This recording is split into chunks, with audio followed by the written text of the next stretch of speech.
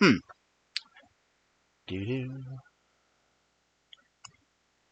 Do-do. Do-do. Do-do-do. Do-do. Do-do-do-do-do-do. Ba-da-da-da-da-da. Do I hear anything? I do. Hello? Nice.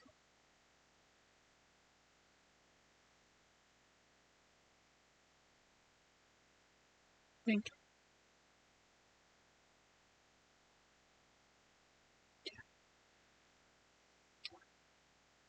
And the real question is, will these things work?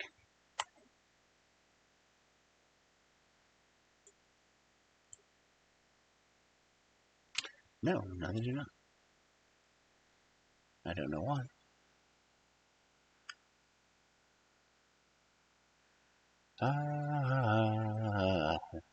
I'm up on a feeling.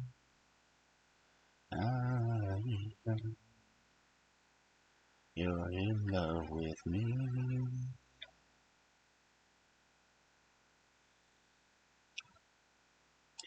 There's definitely a serious sync issue between when I say something and when I hear it come through.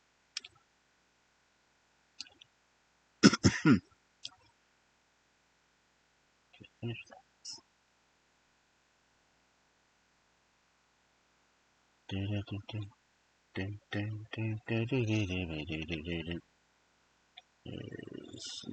going on in that game. Okay. So, clear the game. Exit the game.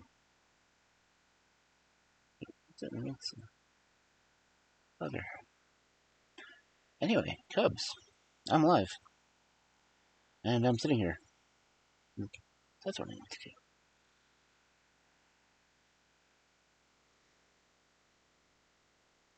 You know what? I'm going to switch to the chatting screen. Because, why the hell not? Yeah, there I am. Where's that handsome wolf there? There's a handsome wolf on that monitor. Look at that handsome wolf be.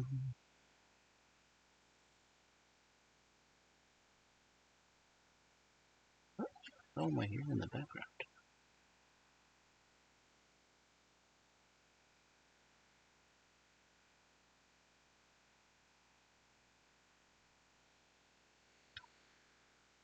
Okay.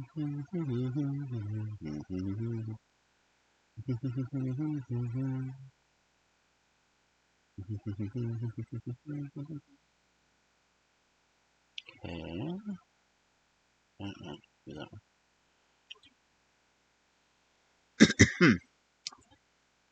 I'm just goofing off right here.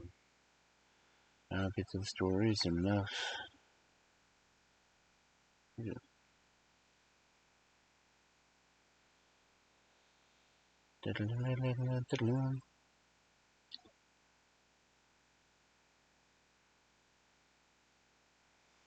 Okay. Do I want to broadcast it in storytelling?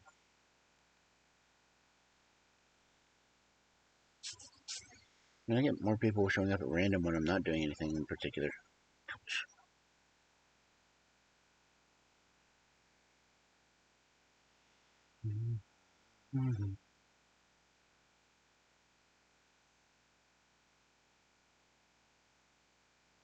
Anyway, it's Brothers Grimm night.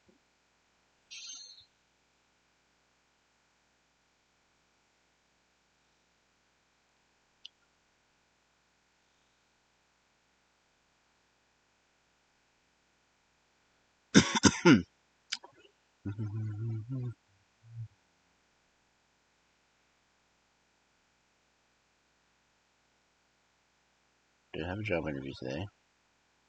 Or one of the stranger job interviews I've had. Just cut this through now.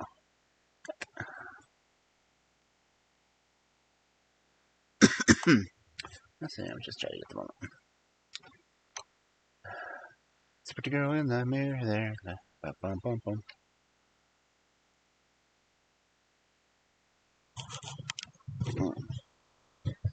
Ouch. Adjust my headset.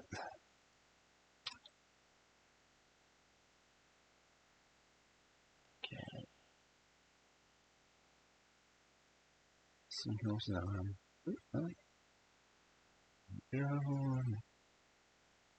Guess they're not on. Smug boy. Nothing going on there.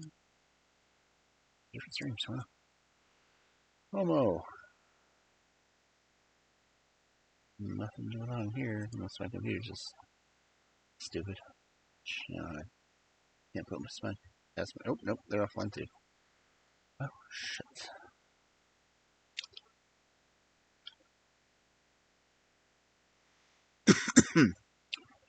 Driftnet Nation zone. Think, maybe. Possibly. Who knows?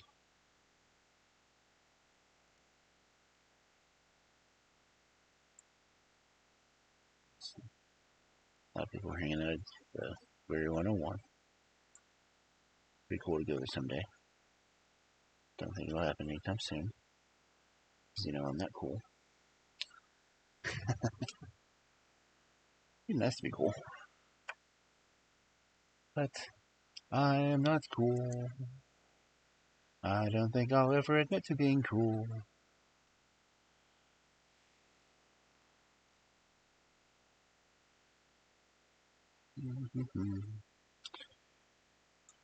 Check stuff.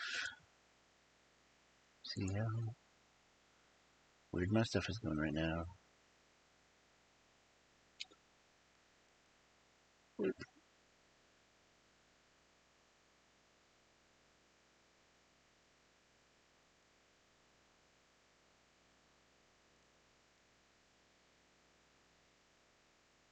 Really?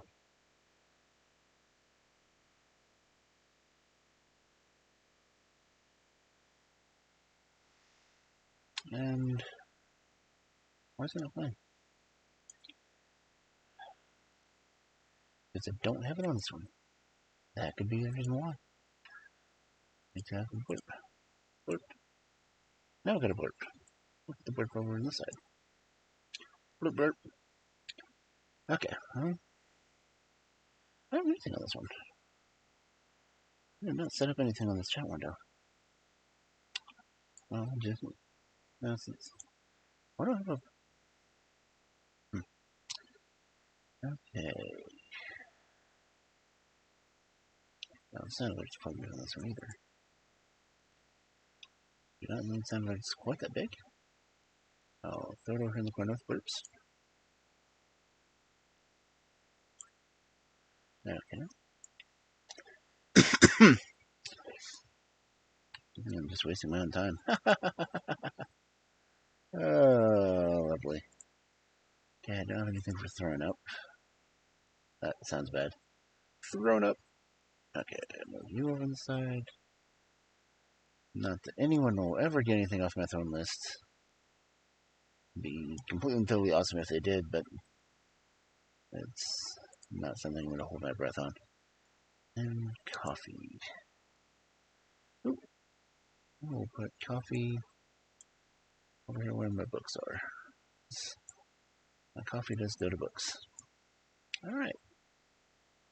So, save those. And let's see what happens. Oh, wait. Okay. The blurps from here. And which blurp do I want to use?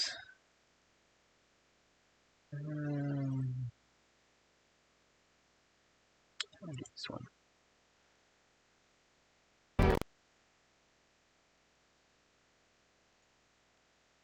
Okay.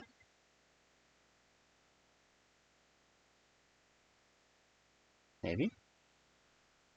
I didn't hear it. Well,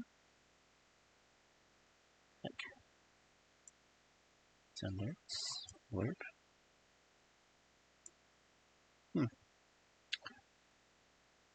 That's weird.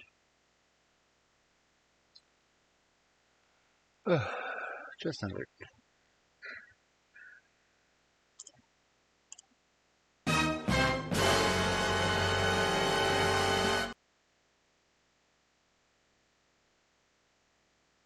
Looks like I get there twice. Maybe that's why I didn't hear the blurb. Hold on. Blurb and blurb. Okay. Blurb is...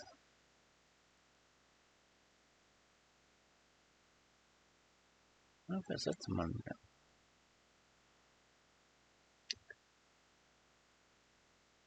It's output only. Okay. What is it? Chat hots. I'll catch it.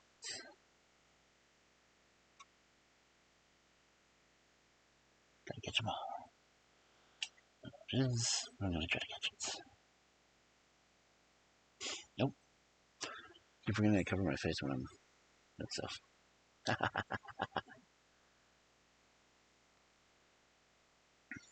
Okay. And my own voice is starting to get grating, so.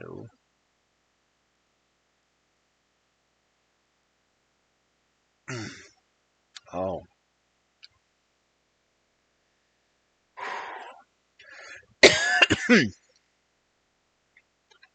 Chicken tikka masala coming back.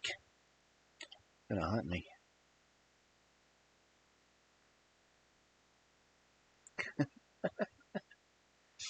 Ghost of the chicken masala.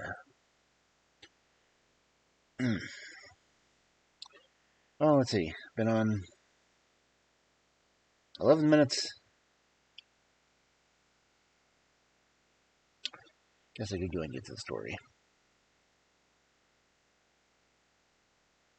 Alright. Why?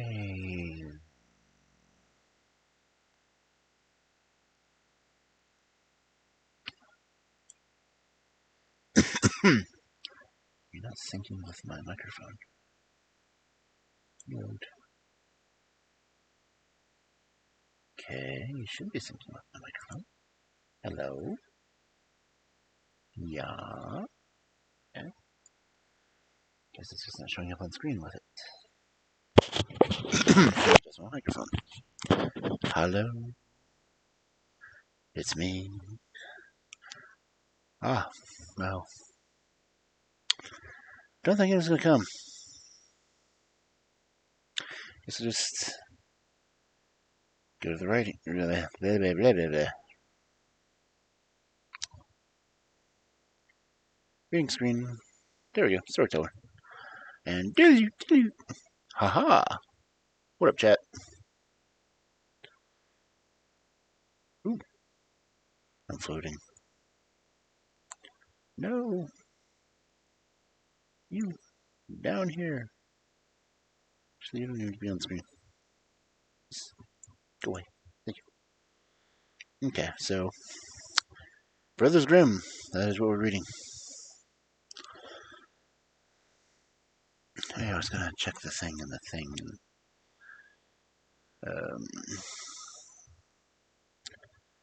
Analytics. Oop. Didn't stream for a week and my average viewers went up. Ain't that about a bitch? Okay, well, whatever. We's gonna get to reading.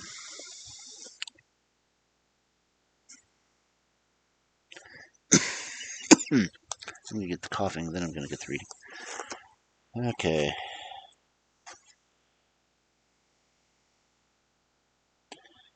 The last thing I read was what?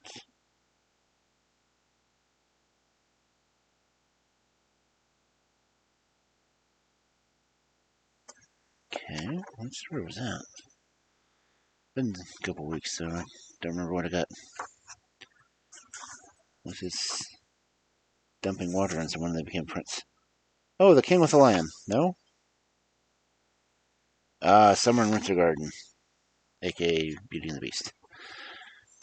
Okay, so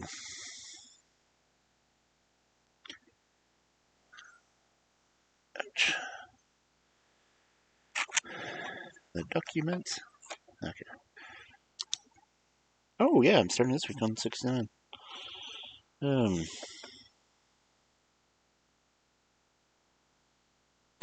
Isn't that crazy to believe that I've read like 68 stories already and such?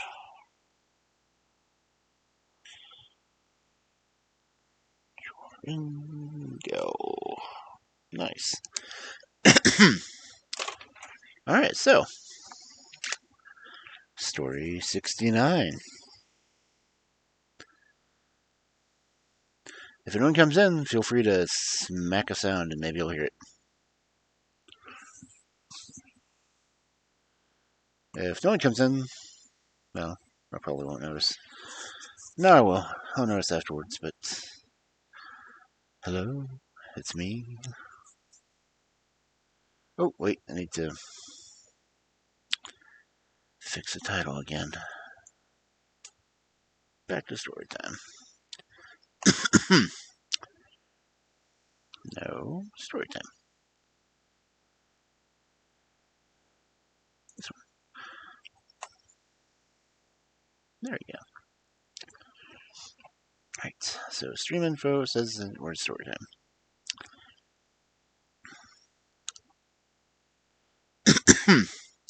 Story time was apparently a game on GitHub, but it's no longer there.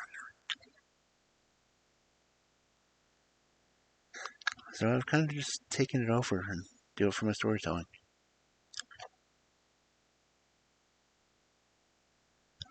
And literally, if anyone does a search for story time, I should be the only thing that shows up. So, kind of badass, ain't it? Oh, wait. With ASMR stuff back on. ASMR. ASMR. Auditory. Okay. Right, so if people didn't know, this is what it sounds like when I read. What visual ASMR is, I've got no idea. So, if we cubbies have offended, bugger off and nothing's mended.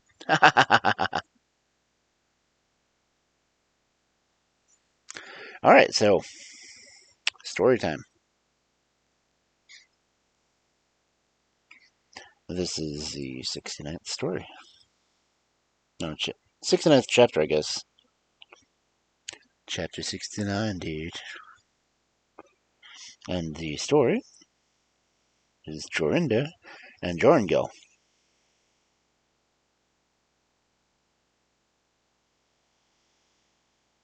So we'll find out what the story's about. Okay? Come with me, and you'll be in a land of pure imagination.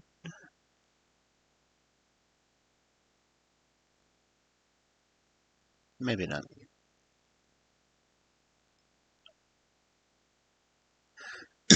Anyway, Jorinda and Joringel.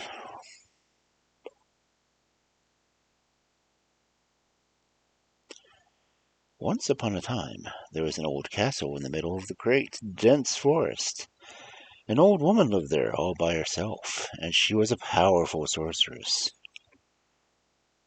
During the day, she turned herself into a cat or a night owl, but in the evening she would return to her normal human form. She had the ability to lure game and birds, which she would slaughter and then cook on roast. If any man came within 100 steps of the castle, she would put a spell over him so that he wouldn't be able to move from the spot until she broke the spell. If an innocent maiden came within her magic circle, she would change her into a bird and stuff her into a whisker basket. Then she would carry the basket up to the room in her castle where she had well over 7,000 baskets with rare birds of this kind. Now, once there was a maiden named Jorinda, who was more beautiful than any other maiden in the kingdom. She was betrothed to a handsome youth named Joringel. During the time before their marriage, they took great pleasure in each other's company. One day they went for a walk in the forest so they could get some alone time and talk intimately with each other. "Be careful," said Joringel, "that you don't go too close to the castle." At dusk the sun shone brightly through the tree trunks and cast its light on the dark green of the forest. Turtle doves were singing mournfully in the old beech trees, and at times Jorinda wept. Then she sat down in the sunshine and sighed, and Joringel sighed too. They became very sad, as if they were doomed to die, and when they looked around them they became confused and didn't know how to get home. The sun was still shining, half above and half behind the mountain. When Joringel looked through the bushes and saw the wall of the old castle not very far away, he became so alarmed that he nearly frightened to death, while Jorinda sang, "Oh, my bird, with your ring of red, sitting and singing your tale of woe, you tell us now the poor dove is dead. Sing your tale of woe, oh, oh, oh, oh." Just then, as Joringel looked at Jorinda, she was turned into a nightingale singing, "Oh, oh, oh, oh." The night owl with glowing eyes flew round 3 times, and each time it cried, "To-hoo, to-hoo, to-hoo," when it really should have been "to whom."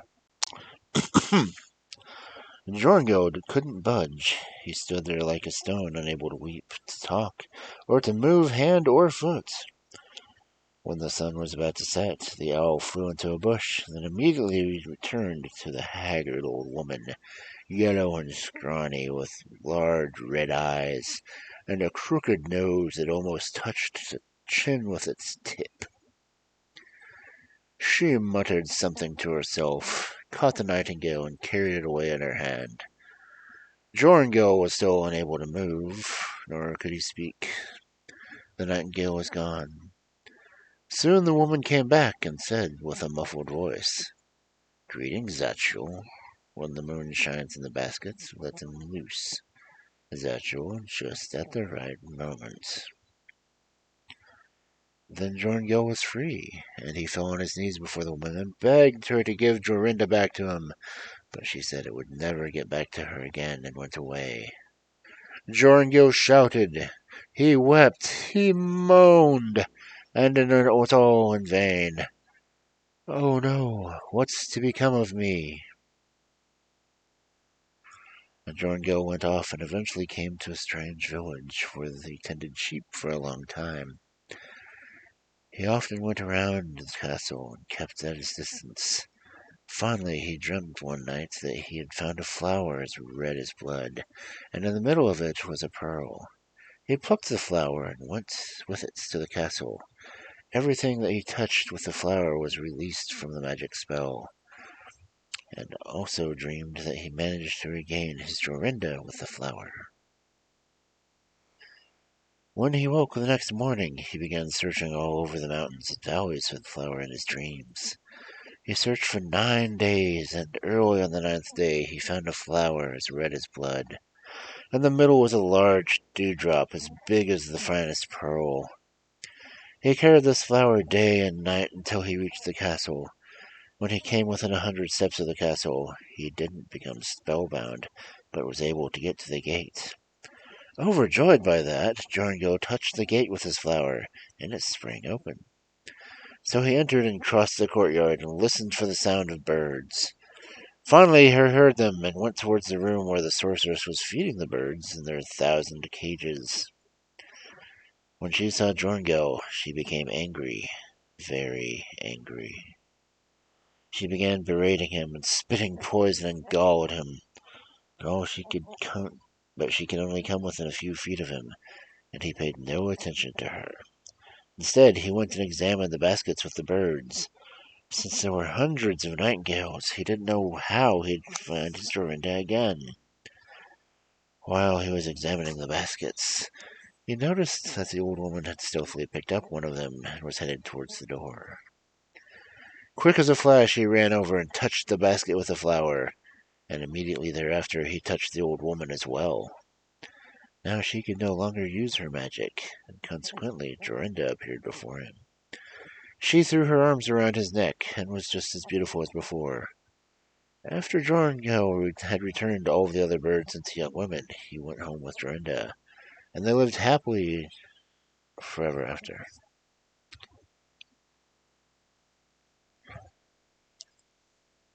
At least there's nothing to turn back all the other women. They've probably been missing for who knows how long, and they all turned to beautiful women at the age they return, I guess. I don't know. The story doesn't go into details. Anyway, the next story, Cubos, is Okerlo.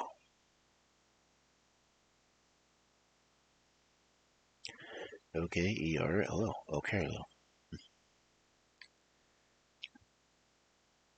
Anyway, Okerlo.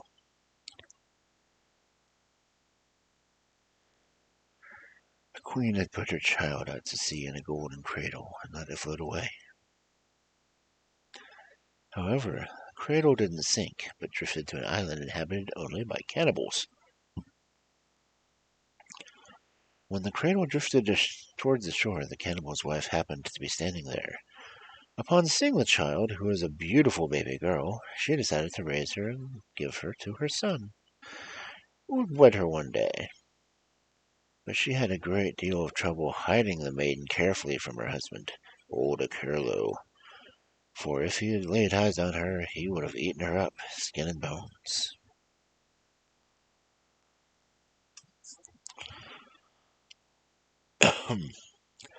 When the maiden had grown up, she was to be married to the young Okerlo.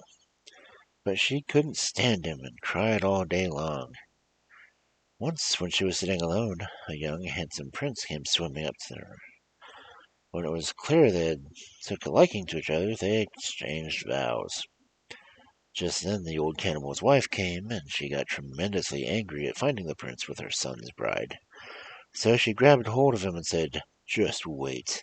I'll roast you for my son's wedding." The young prince, the maiden, and Okerlo's 3 children had to sleep together in one room. When night came, old Okerlo became craving human flesh and said, "Wife, I don't feel like waiting until the wedding. I want the prince right now." However, the maiden had heard everything through the wall, and she got up quickly and took off the golden crown and put it on one of Okerlo's children. Hold up. That's backwards. However, the maiden heard everything through the wall, and she got up quickly, took off the golden crown from one of Okerlo's children, and put it on the prince's head. What? No. When the old cannibal's wife came in, it was so dark, she had to feel their heads, and took the boy who wasn't wearing a crown and brought him to her husband, who immediately devoured him. Meanwhile, the maiden became terribly frightened, for she thought, as soon as day breaks, everything will be revealed, and we'll be in for trouble. So she got up quietly and fetched 7-mile boots, a magic wand, and a cake with a bean that provided answers for everything. After that, she departed with the prince. They were wearing the 7-mile boots, and with each step they took, they went a mile. Would that just be 1-mile boots? Sometimes they asked the bean, "Bean, are you there?" "Yes," the bean said. "I'm here, but you'd better hurry. The old cannibal's wife is coming after you and some other 7-mile boots that were left behind." The maiden took the magic wand and turned herself to a swan and the prince into a pond for the swan to swim in. The cannibal's wife came and tried to lure the swan to the bank, but she didn't succeed and went home in a bad mood. The maiden and the prince continued on their way. "Bean, are you there?" "Yes," the bean said, "I'm here, but the old woman's coming again." The cannibal explained to her how you duped her. The princess took the wand and changed herself and the prince into a cloud of dust. Okerlo's wife couldn't penetrate it, and again had to return home empty-handed, while the maiden and the prince continued on their way. "Bean, are you there?" Yes, I'm here, but I see Okerlo's wife coming once more, and she's taking tremendous steps. The maiden took the magic wand for the third time and turned herself into a rosebush and the prince into a bee. The old cannibal's wife came and didn't recognize him because of their changed forms, so she went home. But now the maiden and the prince couldn't regain their human forms because the maiden, in her fear, had thrown the magic wand too far away. Yet their journey had taken them such a long distance from the rosebush, now stood in the garden that belonged to the maiden's mother. The bee sat on the rose. It would sting anyone who tried to pluck it. One day, the queen herself happened to be walking in the garden and saw the beautiful flower. She was so amazed by it that she wanted to pluck it, but the little bee came and stung her so hard that she had to go and get off the rose. Yet she managed to rip the flower a little, and suddenly she saw blood gushing from the stem. Then she summoned a fairy to break the enchantment of the flower and the bee, and the queen recognized her daughter and was very happy and delighted. Now a great wedding was held, and a large number of guests were invited. They came in magnificent array, while thousands of candles flickered in the hall. Music was played, and everyone danced until dawn. Were you also at the wedding? Of course I was there. My hairdo was made of butter, and I was exposed to the sun. It melted and was muddled. My dress was made from a spider's web. And as I went through the thorn bushes, they ripped off my bodies. My slippers were made of glass, and I stepped on a stone, and they broke in two. What the hell?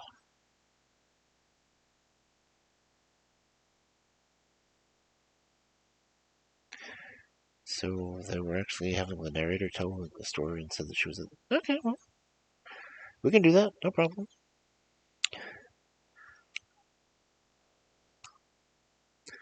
Alright, well, the next story, which would be chapter 71, Princess Mouseskin. Ah, we got a squeaker story. Story of a squeaker. Yay, squeakers. Question is, which squeaker would it be? I don't see any squeakers online right now that I at least don't recognize any squeaker names.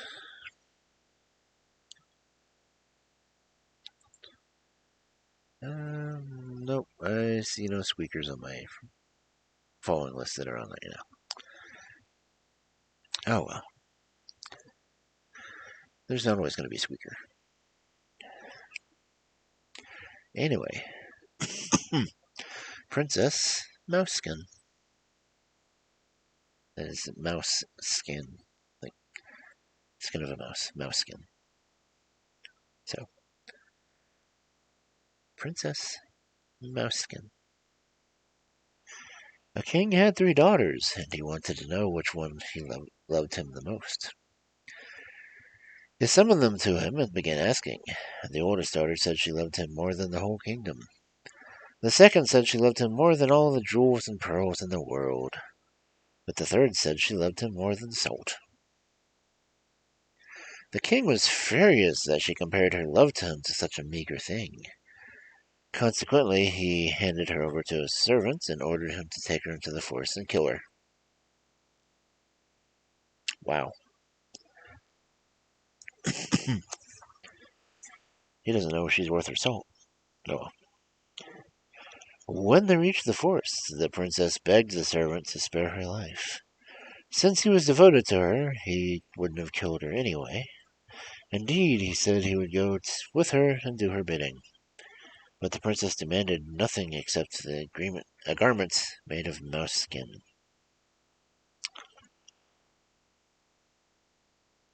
How many mice do you have to skin to make a garment?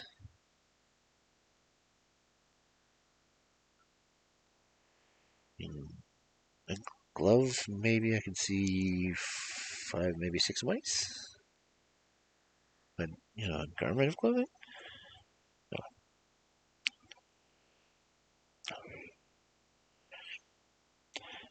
When he fetched it for her, she wrapped herself in the skin and went straight to the neighboring kingdom. Once there, she pretended to be a man and asked the king to employ her. The king consented, and she was to be his personal servant. In the evening, whenever she pulled off his boots, he always tossed them at her head. One time he asked her where she came from. From the country where one doesn't toss boots at people's heads. Her remark made the king suspicious. Finally, the other servants brought him a ring that Mouseskin had lost. It was so precious that they thought she had stolen it. The king called Mouseskin to him and asked how she had obtained the ring. Mouseskin could no longer conceal her true identity. She unwrapped the mouse skin, and her golden hair streamed down. And she stepped out of the skin. He could see that she was beautiful, and so beautiful that he immediately took off his crown, put it on her head, and declared her to be his wife. When the wedding was celebrated, Mouseskin's father was also invited to attend. He believed that his daughter had died a long time ago and didn't recognize her. However, at the dinner table, all the dishes that put before him were unsalted, and he became irritated and said, "I'd rather die than eat such food." No sooner that he had uttered those words than the queen said to him, "Well, now you say you can't live without salt, but when I said I loved you more than salt, you wanted to have me killed." All at once he recognized her as his daughter, kissed her, and begged her forgiveness. Now that he had found her again, she was more dear to him than his kingdom and all the jewels in the world.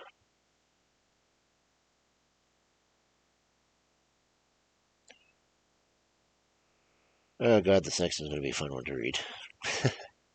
Just looking at it. This is chapter 72. The Pear Refused to Fall. Oh my goodness.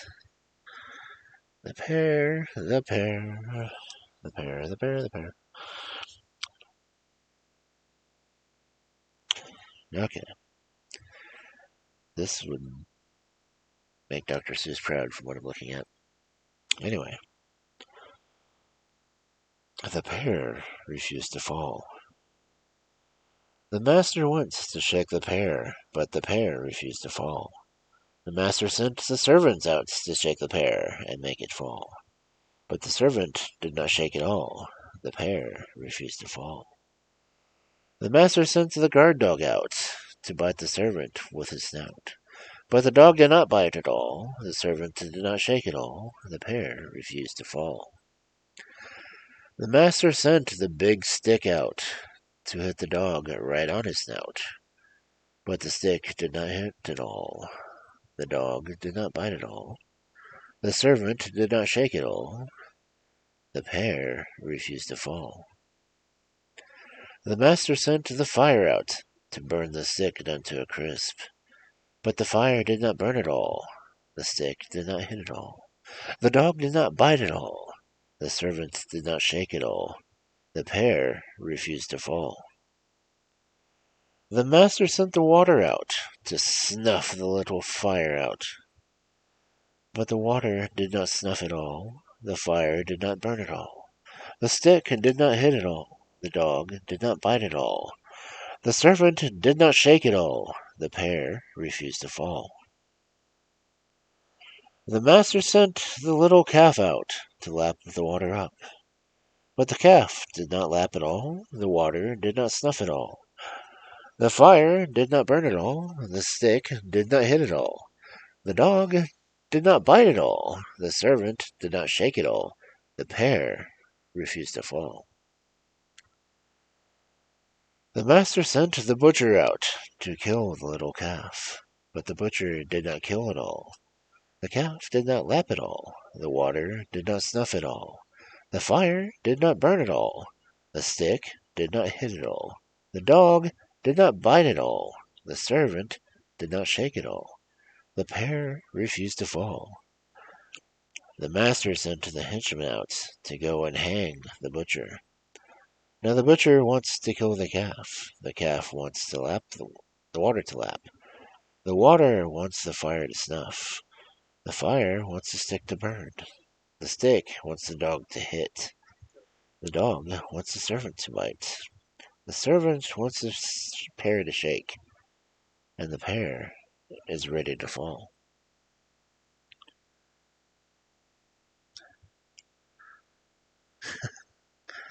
Oh, if you caught that, you caught it all.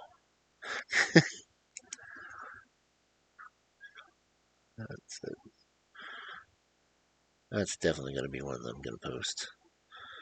4:29-ish. That's at 40 minutes something. Okay.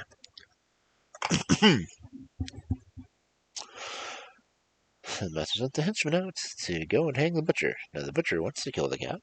The calf wants the water to lap. The water wants the fire to snuff. The fire wants the stick to burn. The stick wants the dog to hit.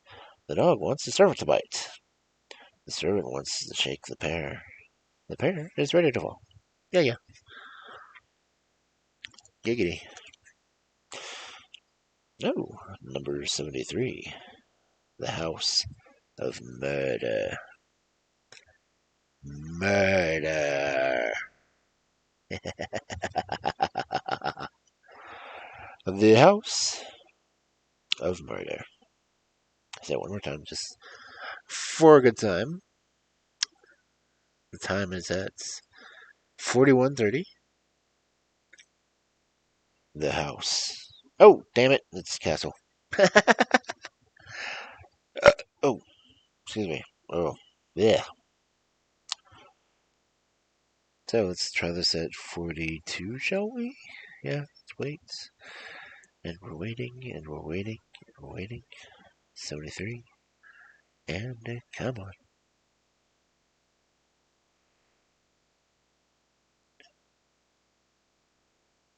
The Castle of Murder.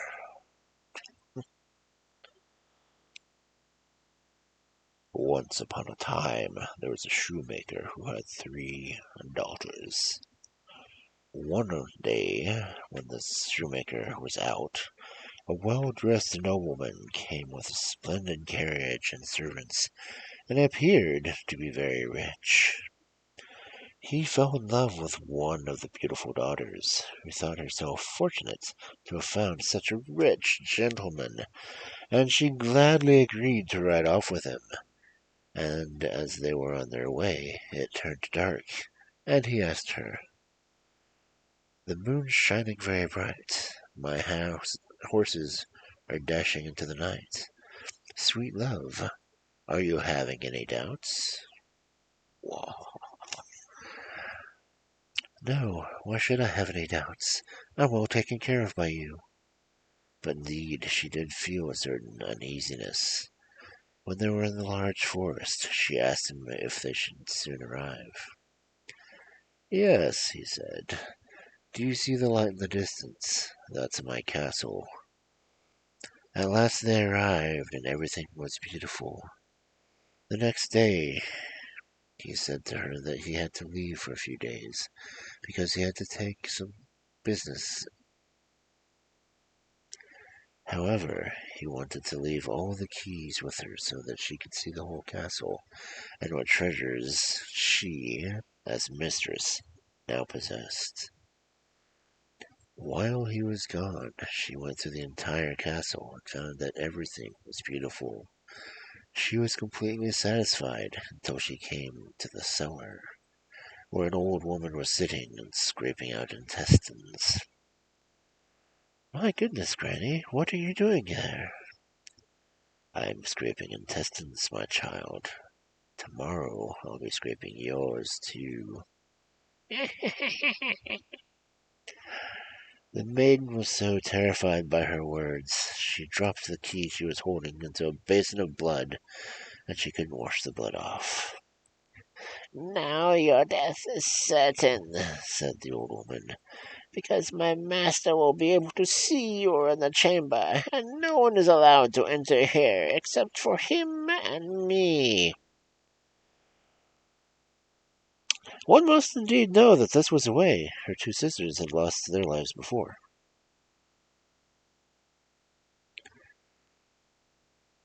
Not that they were mentioned in the story at all. But, as we continue, Just then the hay wagon began to drive away and leave the castle. The old woman only told her the only way she could save herself was by hiding under the hay and driving off in the wagon. And this is what the maiden did. In the meantime, the nobleman returned home and asked where the maiden was.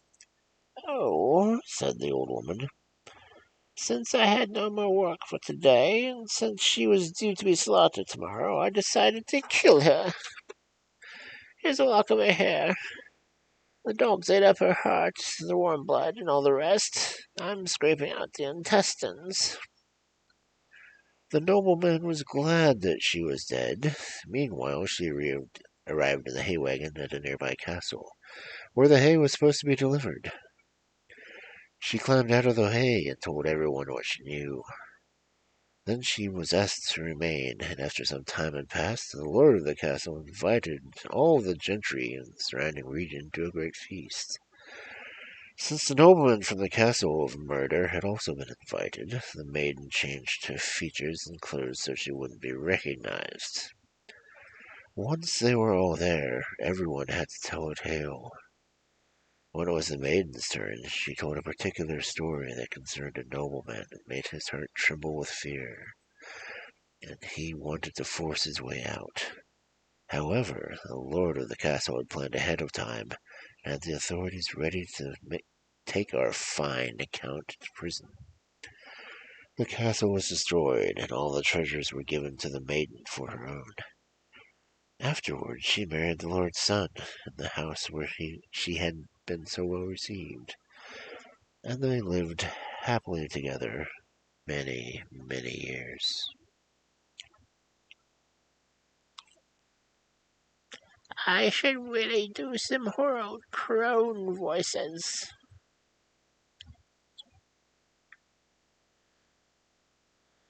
But I don't think my voice would hold out.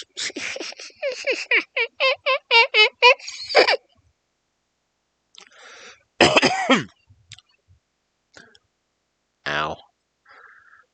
That actually kind of hurt.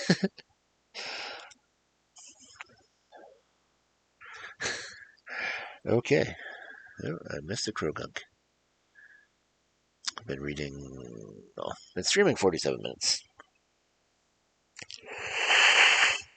Yeah. Yeah. Yabba dabba doo.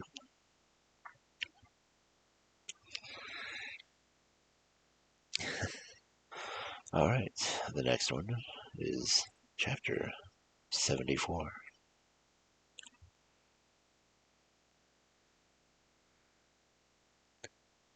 The Lark. No.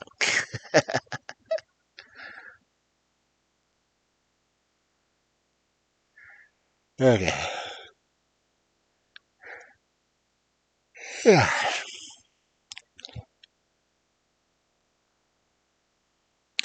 This is actually Johannes Waterspring after Caspar Waterspring.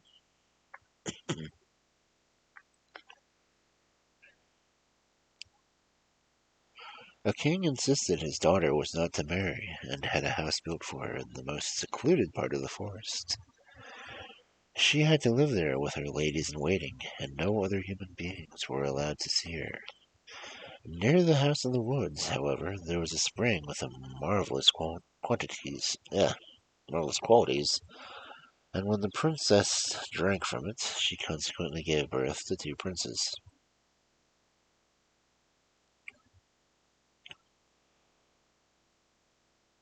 Hold up. Let me read that again, because that's all kind of hanky.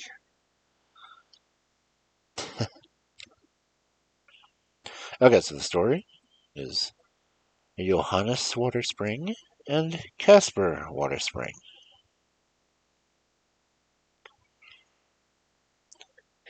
A king insisted his daughter was not to marry and had a house built for her in the most secluded part of the forest. She had to live there with her ladies-in-waiting, and no other human being was allowed to see her. Near the house in the woods, however, there was a spring with marvelous qualities, and when the princess drank from it, she consequently gave birth to 2 princes. They were identical twins and named after the spring, Johannes Waterspring and Caspar Waterspring.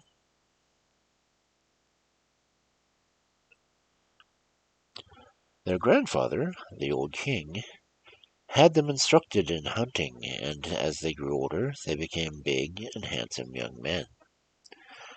When the day arrived for them to set out into the world, each of them received a silver star, a horse, and a dog to take on the journey. Once they came to the forest, they immediately saw 2 hares and wanted to shoot them. But the hares asked for mercy and said they would like to serve them and that they would be useful and help them whenever they were in danger. The 2 brothers let themselves be persuaded and took them along as servants. Soon after, they came upon 2 bears, and when they took aim at them, these animals also cried for mercy and promised to serve them faithfully.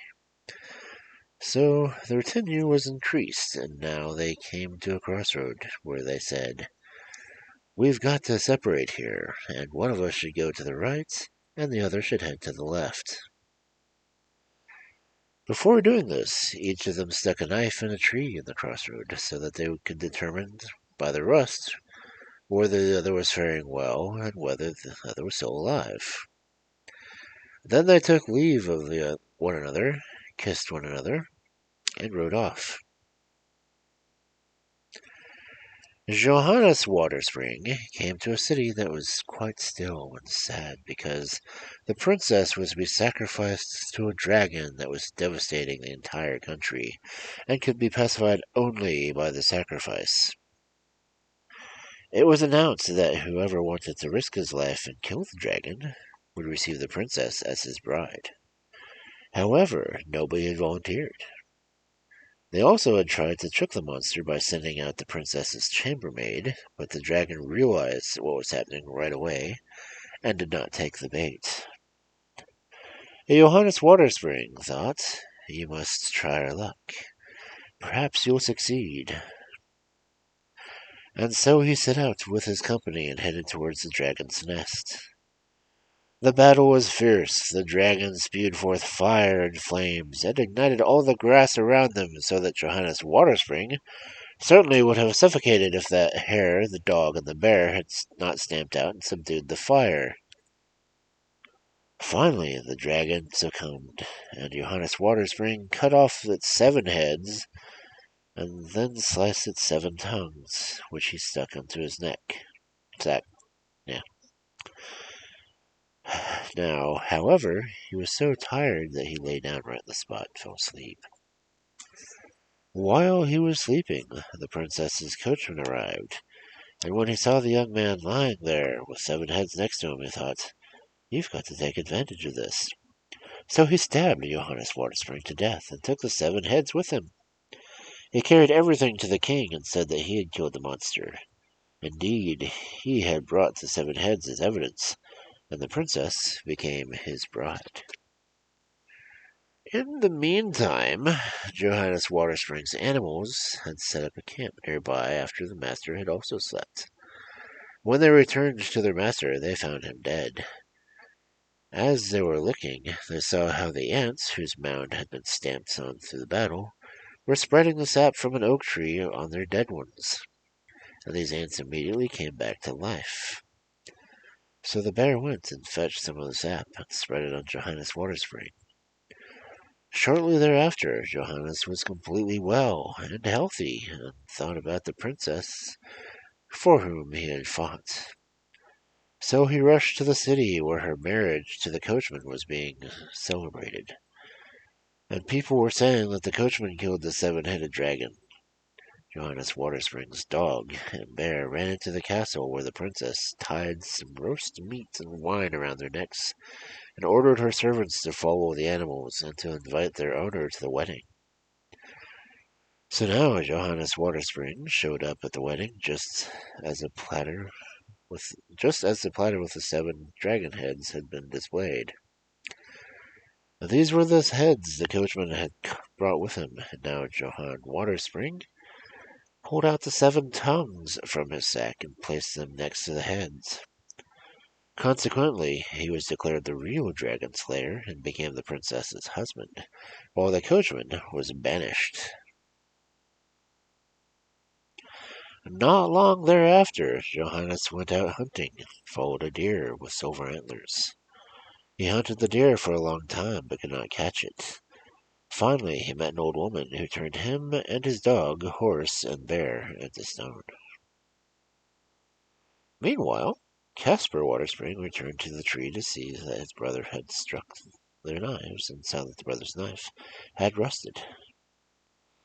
He immediately decided to search for his twin and rode off. Soon he came to the city where his brother's wife was living. She thought he was her real husband because he looked just like him, and was delighted by his return and insisted that he stay with her. But Caspar Waterspring continued traveling until he found his brother and animals, all turned into stone. Soon after, he forced the old woman to break the spell, and then the brothers rode toward their home. Along the way, they agreed that the first one to be embraced by the princess should be her husband. It turned out to be Johannes Waterspring. Oh, freaking hope so. Oh well.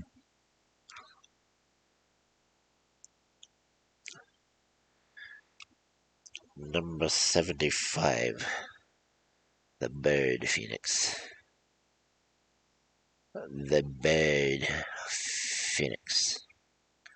The Bird Phoenix. One day, a rich man went for a walk along the river. All at once he saw a small casket swimming by. He grabbed hold of the casket, and when he opened the cover, he saw a small child lying inside. So he took the child home and had him raised in his house. However, the rich man disliked the boy, and one time he took the boy out with him to a boat into the river. Once in the river, the boy was... the Bird Phoenix. One day, a rich man went for a walk along the river. All at once, he saw a small casket swimming by. He grabbed hold of the casket, and when he opened the cover, he saw a small child lying inside. So he took the child home and had him raised as his own. However, the rich man disliked the boy, and one time he took the boy with him in a boat on the river. Once the boat was in the middle of the river, he swam to shore and left the child alone in the boat. The boat continued floating down the river until it passed the mill, and the miller saw the child. The miller took pity on the child and fetched him from the boat and raised him in his house. One day the rich man happened to come by, recognized his child, and carried him away. Soon thereafter he gave the young man a letter to bring to his wife. The letter read, "As soon as you read this letter, you are to kill the person who delivered it." However, as the young man was traveling in the forest, he met an old man who said to him, "Show me the letter that you're carrying in your hand." However, as the young man was... the old man took the letter, turned it around once, and gave it back to the young man. Now the letter read, "You are immediately to offer our daughter as wife to the young man who delivered this letter." And this is what happened. When the rich man heard about this, he became furious and said, "Well, this wedding's not going to happen so quickly. Before I give you my daughter, you must bring me 3 feathers from the bird phoenix." It's one of those stories. So the young man set out to find the bird phoenix and met the old man again in the same spot in the forest. "Keep walking for an entire day," he said, "and in the evening you'll come to a tree. 2 doves will be sitting on it, and they'll tell you how to proceed." That evening, the young man came to a tree. 2 doves were sitting in it. One of the doves said, "Whoever searches for the bird phoenix must walk the entire day, and in the evening you'll come to a gate that's locked." Then the second dove said, There is a golden key that lies underneath this tree, and it will open the gate. The young man found the key and later used it to open the gate. Two men were sitting there, and one of them said, "Whoever searches for the bird phoenix must travel a great distance over the high mountain, and he will finally come to a castle." On the evening of the third day, he finally reached the castle, and there was a wise little lady who sat and said, "What do you want here?" "Oh, I thought I'd get 3 feathers of the bird phoenix." "Your life is in danger," she said. "If the bird phoenix becomes aware of your presence, he'll eat you up, and skin and hair. Nevertheless, I'll see if I can get you 3 feathers. He comes here every day, and I must comb him with a narrow comb. So now, quick, get under the table."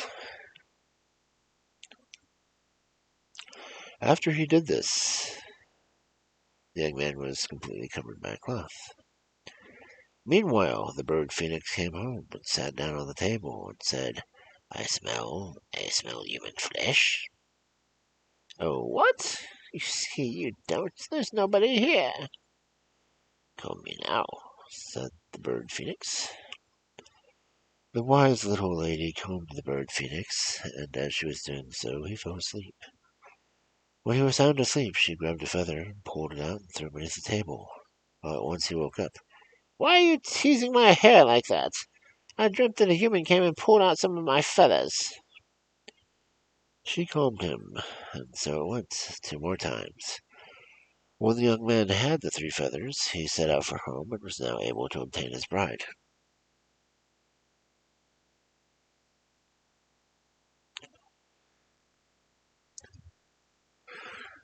Phoenix feathers. Wonder what you can do with those, besides put them in wands of yew and holly and give them to wizards.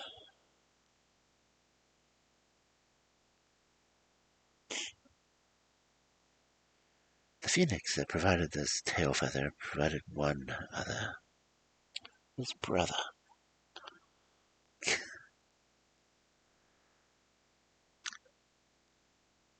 Wrong story.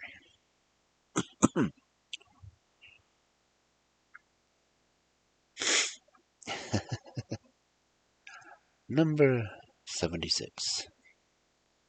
The Carnation.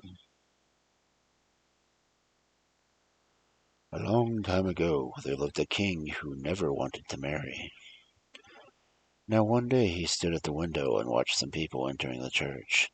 Among them was a maiden who was so beautiful that he immediately abandoned his resolution. So he had the maiden summoned to him, and he chose her for his wife. After 1 year had passed, she gave birth to a prince, and the king didn't know whom to ask to be the godfather. Finally, he said, "The first man I meet, no matter who it is, I'll ask him to be the godfather." He went out, and the first person he met was a poor old man, and he asked him to be the godfather. The poor man agreed, but requested that he be the only one to carry the child into the church, and that the church was to be locked, and that no one be allowed to observe the ceremony. All this was granted.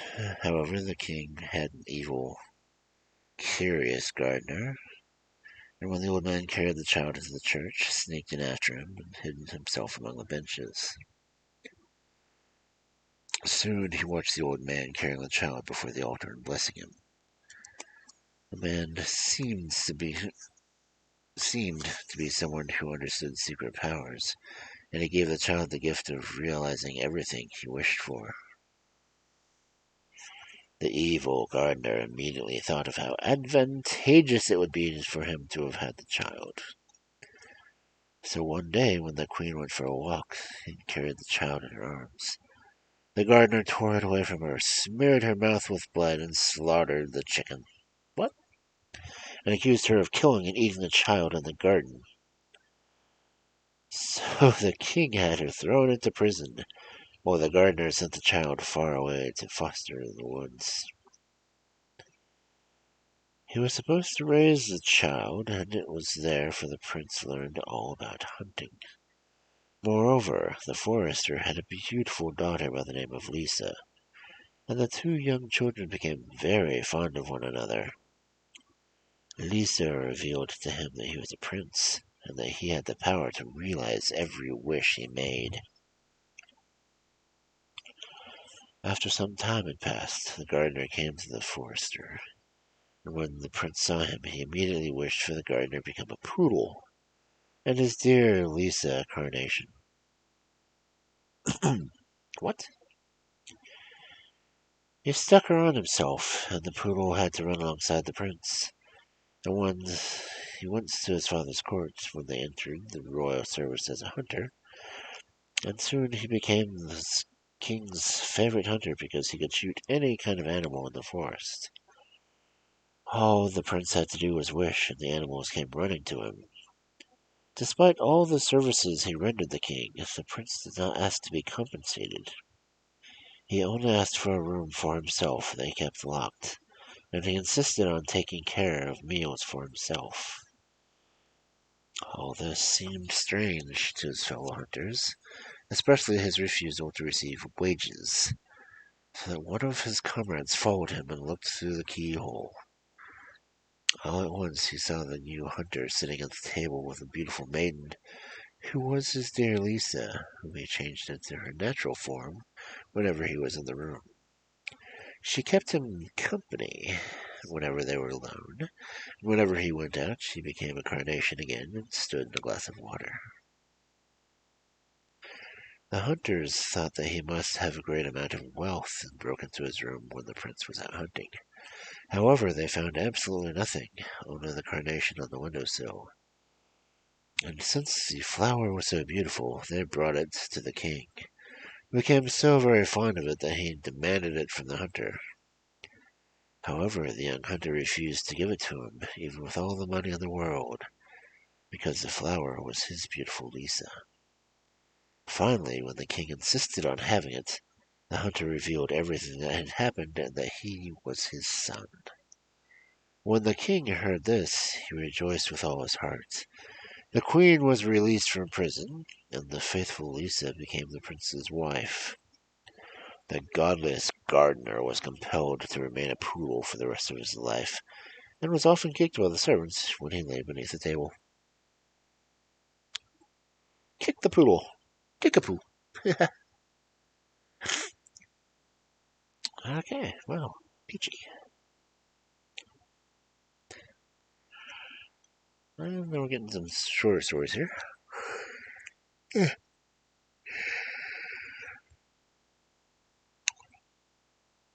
77. The Carpenter and the Turner. The carpenter and the turner wanted to see who could make the best piece of work. The carpenter made a dish that could swim by itself, while the turner made wings that he could use to fly. Everyone said the carpenter's masterpiece was better, so the turner took his wings and put them on and flew out of the country. He flew the entire day until he came to another country, where the prince saw him flying and asked to borrow the pair of wings. Since the prince promised to pay him well, the turner gave him the wings, and the prince flew to another kingdom. When he saw a tower illuminated by many lights, he decided to swoop down to the ground and find out what the occasion was. When he learned that the most beautiful princess in the world lived there, he became very curious. In the evening, he flew up through an open window and was able to be with the princess, but not for very long. For they were betrayed, and the prince and princess were sentenced to die at the stake. However, the prince had taken the wings with him, and as the flames flared, he tied the wings on and flew with the princess to his homeland, where he descended to the ground. Since everyone had been sad during his absence, he revealed his true identity and was elected king. I didn't vote for him. After some time had passed, the father of the maiden, who had been carried away by the prince, made it known that whoever brought back his daughter would receive half his kingdom. When the prince learned about this, he gathered together an army and brought the princess to her father, who was forced to keep his promise. You don't vote for king,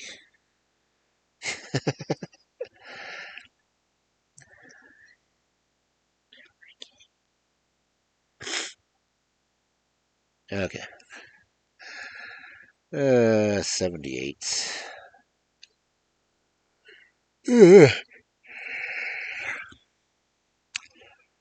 The old grandfather and the grandson.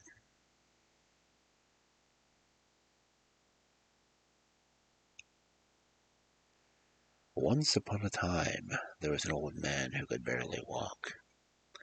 His knees trembled, and he didn't hear or see much. Moreover, he had lost his teeth. When he sat at the dinner table, he could barely hold the spoon.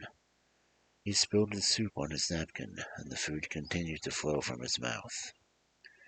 His son and his son's wife felt disgusted by this, and therefore the grandfather finally had to be taken to a place behind the oven in the corner of the room. They gave him his food in a clay bowl. In addition, it was never full. And he would look morosely over to the table, his eyes filled with tears. One time his trembling hands could not grasp the bowl tightly enough, and it fell to the ground and broke. The young wife scolded him, while he said nothing and only sighed. They had brought a wooden bowl for a penny, and now he had to eat out of it. One time, as they were sitting at the dinner table, a little 4-year-old grandson collected small wooden sticks on the floor. "What are you doing there?" the father asked. "Oh," the child answered, "I'm making a little trough so mother and father can eat out of it when I'm older and bigger." Then the husband and wife looked at each other for a while. Finally, they burst into tears and immediately brought the old grandfather.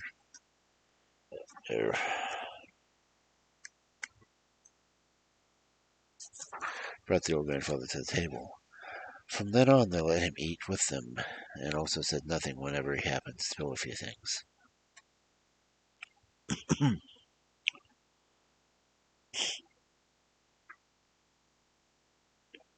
Good kid.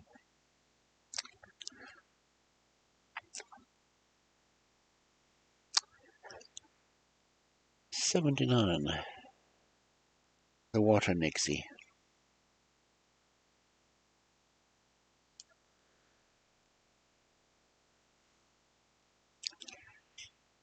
A little brother and his little sister were playing near a well, and as they were playing they both fell into the water. A Water Nixie was there and said, "Now I've got you. Now be good children and work nice and hard for me." Then she gave the maiden some dirty, tangled flax to spin, and also a hollow bucket to fetch water.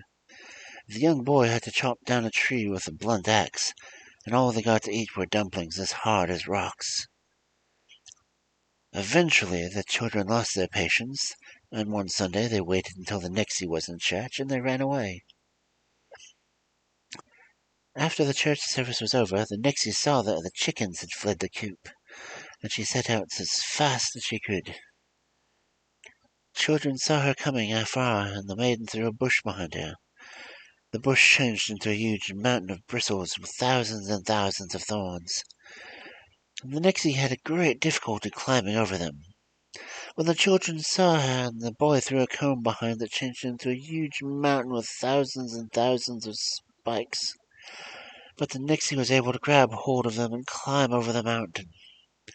Now the maiden threw a mirror behind her that formed a glass mountain so that it was very, very slippery, that the Nixie couldn't climb over it. So she thought, "I'd better go home and fetch my axe and split the mountain in two." However, at the same time she had returned and smashed the glass, the children had since long made their escape, and the Water Nixie had to return to tread water at her well.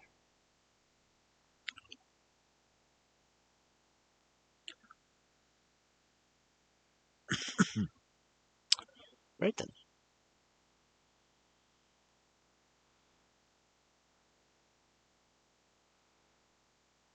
Number 80. The Death of the Little Hen.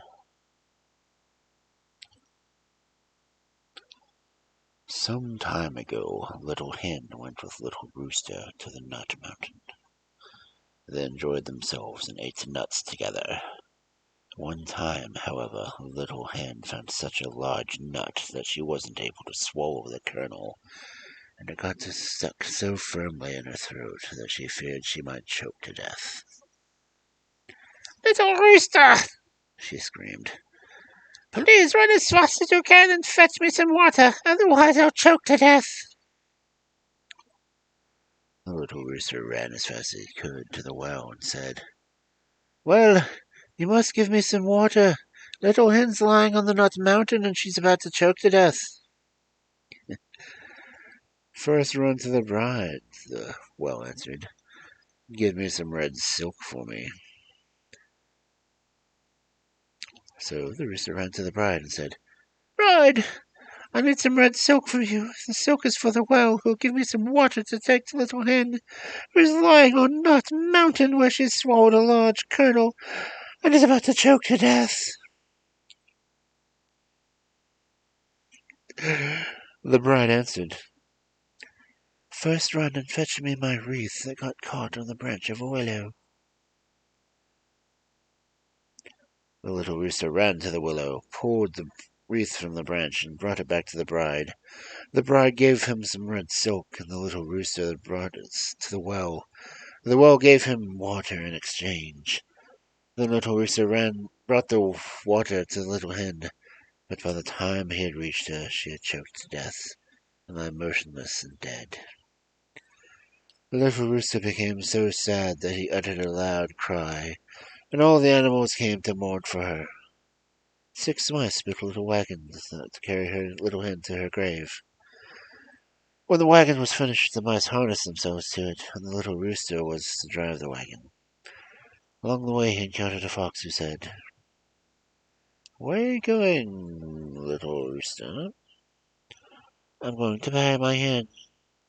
"May I ride with you?" "Yes, but since you're heavy, take a seat in the back." "If you sat up front, my horses would fall, and the wagon would crack."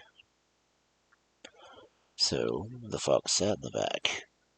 Then the wolf, the bear, the stag, the lion, and all the animals of the forest took a seat in the back. Thus they continued their journey to the brook. "How shall we get across?" asked the Little Rooster. A straw was lying near the brook and said, "I'll lay myself across the brook. Then you can drive over me." However, as soon as the 6 mice touched the bridge, the straw slipped and fell into the water. The 6 mice went tumbling in and drowned, so the situation was just as bad as it had been before. But a piece of hot coal came along and said, "I'm large enough. I'll lay myself across and you can drive over me." Then the piece of coal laid itself across the water, but unfortunately was gray as little on the surface. Soon it started hissing, and before long it was extinguished and died. When a stone saw that, it took pity on the Little Rooster and offered to help. It lay down across the water, and now the Little Rooster himself pulled the wagon across. When he reached the other side and was ready to already on land with the dead Little Hen, he wanted to help the others from the back of the wagon. But there were too many of them, and the wagon slipped backwards, causing everyone to fall into the water and drown. So the Little Rooster was all alone with the little dead hen. He dug a grave for her, and he laid her in it and made a mound on top. Afterward he sat down on the ground and grieved until he too died, and then everyone was dead. This story brought to you by Wednesday Adams.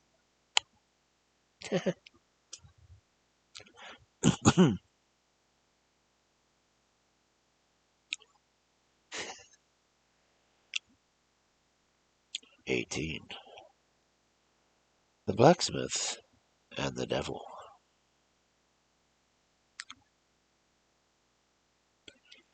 Once upon a time, there was a blacksmith who enjoyed life. He squandered his money and carried on many lawsuits. After a few years, he didn't have a single cent left in his pouch. Why should I torture myself any longer in this world, he thought. So he went to the forest with the intention of hanging himself from a tree. Just as he was about to stick his head in the noose, a man with a long white beard came out from behind a tree carrying a large book in his hand. Listen, Blacksmith, he said. Write your name down on this large book, and for 10 long years you'll have a good life. But after that, you'll be mine. I'll come and fetch you. Who are you? Said the blacksmith. I'm the devil. What can you do? I can make myself as tall as a fir tree or as small as a mouse. Then show me. Seeing is believing, said the blacksmith. Thereupon the devil made himself as tall as a fir tree, and as small as a mouse. That's good, said the blacksmith. Give the book, and I'll write down my name. After the blacksmith had signed his name, the devil said, Now, just go home and you'll find chests and boxes filled to the brim. And since you've not made such a fuss, I'll only visit you once during this time. The blacksmith went home, where he found his pockets, boxes, and chests filled with gold coins, and no matter how much he took, they never became empty or reduced in the least. So he began his merry life once again, inviting his comrades to join him, and was the happiest fellow in the world. After a few years had passed, the devil stopped by one day, and, as he had promised, to see how things were going. On his departure, he gave the blacksmith a leather sack and told him whoever jumped into his sack would not be able to get out again until the blacksmith took him out himself. Indeed, the blacksmith had a great deal of fun with it. When the 10 years were over, however, the devil returned and said to him, Your time is up. You are now mine. Get ready for our trip. All right, said the blacksmith, who swung the leather sack over his back, went away with the devil. When they came to a place in the forest where the blacksmith had wanted to hang himself, he said to the devil, I want to make sure that you're really the devil. Make yourself as large as a fir tree and as small as a mouse again. The devil was prepared and performed his feat. But just as he changed himself to a mouse, the blacksmith grabbed him and stuck him into the sack.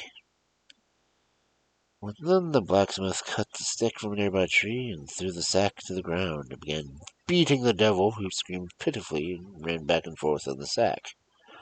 Yet it was all in vain. He couldn't get out. Finally, the blacksmith said, I'll let you go if you give me the sheet from your large book on which I wrote my name. The devil refused, but eventually he gave in. The sheet was ripped from the book, and the devil returned home to hell, knowing that he had let himself be duped and beaten as well. Meanwhile, the blacksmith went home to his smithy and continued to live happily as long as it was God's will. Finally, he became sick, and when he realized death was near, he ordered 2 long nails and a hammer to be put in his coffin. This was done just as instructed, and after he died, he approached Heaven's Gate and knocked. However, St. Peter refused to open it because the blacksmith lived in league with the devil. When the blacksmith heard this, he turned around and went to hell, but the devil wouldn't let him enter, for he had no desire to have the blacksmith in hell, where he would only make a spectacle of himself. But now the blacksmith was angry and began to make a lot of noise in front of Hell's Gate. A little demon became curious and wanted to see what the blacksmith was doing. So he opened the gate a little and looked out. Quickly, the blacksmith grabbed him by the nose and nailed him solidly to the gate of hell with one of the nails he had with him. The little demon began to screech like a wildcat, so that another demon was drawn to the gate.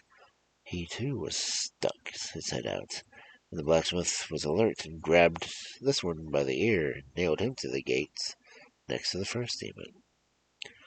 Now both of them began to let out such terrible cries that the old devil himself came running.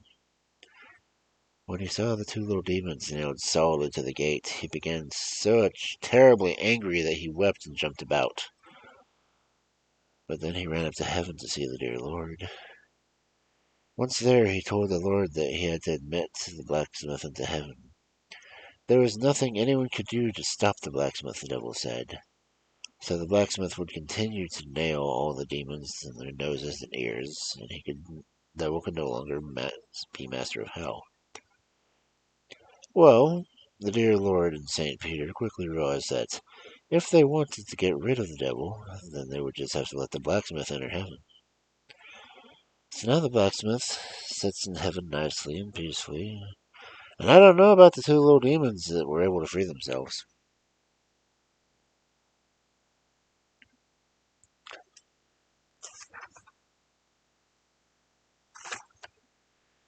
Oh.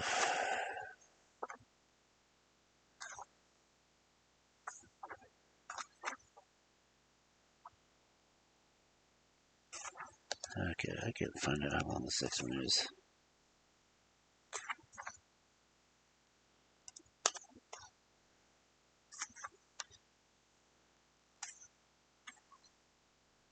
Damn.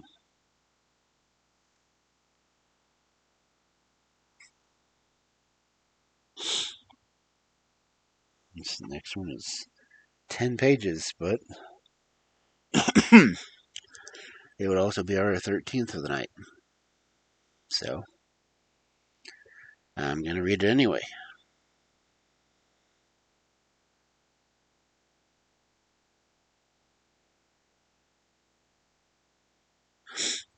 It is number 82.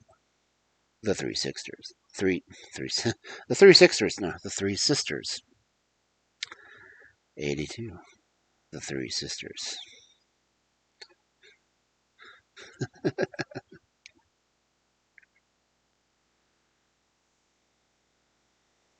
Try that one more time. 82. The Three Sisters.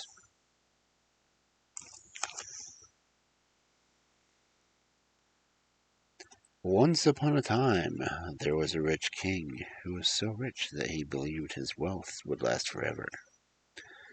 Therefore, he wallowed in luxury and gambled on a golden board with silver dice. All of this continued for some time until he squandered his wealth and was forced to mortgage his cities and castles one after the other. Finally, nothing was left except for an old castle in the forest. He moved there with his queen and 3 daughters, and their lives were miserable. They had only potatoes to eat for their daily meal. One day the king decided to go hunting to see if he could perhaps shoot a hare. After filling his pockets with potatoes, he went off to a nearby forest that no one dared enter, because terrible stories had been told about what once might encounter there, such as bears that ate people, eagles that hacked out eyes, and wolves and lions and all kinds of cruel beasts. However, the king was not in the least afraid and went straight into the forest. At first he didn't see anything except huge and mighty trees, and everything was quiet beneath them. After he walked around for a while, he became hungry and sat down beneath the tree to eat his potatoes. All of a sudden, a bear came out of the thicket, trotted straight towards him and growled, "How dare you sit under my honey tree? You'll pay for this." The king was horrified and handed the bear his potatoes to appease him. But the bear began to speak and said, "I don't want your potatoes. I'm going to eat you myself. But if you give me your oldest daughter, you could save yourself. If you do this, I'll give you 100 pounds of gold in the bargain."